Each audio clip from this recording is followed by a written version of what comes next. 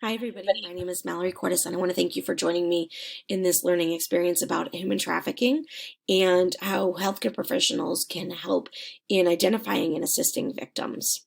I want to start with a brief discussion mainly about what human trafficking is, as well as what it isn't. If you look at the rubric I provided, you'll see that the information in this session will be included on a short exam at the end. So if you have any questions, please feel free to ask.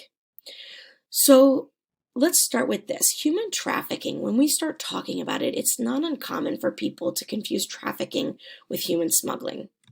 So as you see here, human smuggling involves the provision of a service. It's typically either going to be the transportation or fraudulent documentation provided to an individual who is seeking to voluntarily enter another country illegally.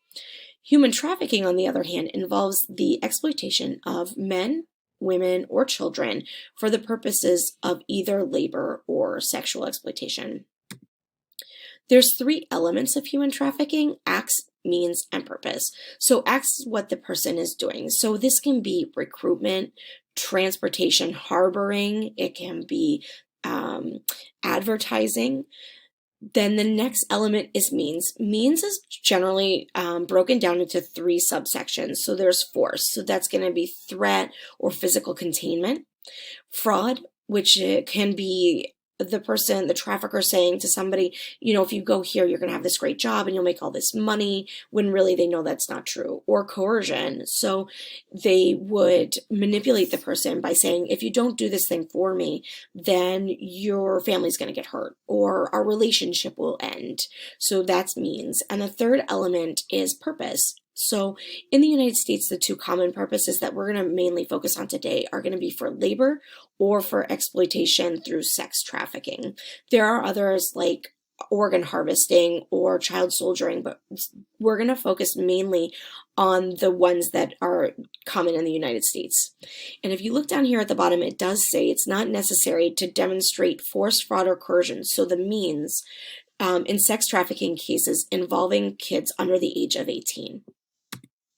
So in a second, we're going to get into a video that kind of discusses human trafficking. But first, I want to look at a case scenario, and then I want to spend about 10 minutes just discussing it. I'm going to ask a couple questions. So here's the scenario. This is Christine. She is 16 years old, and she lives with her family in Northern Virginia. It's her mom, her dad, and her sister. She's got a couple close friends in high school, but lately they've been starting to get a little bit distant.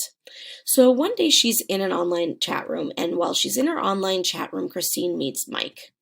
Now, Mike is this guy, he's around, he listens to her, he understands her, and they start to form this relationship.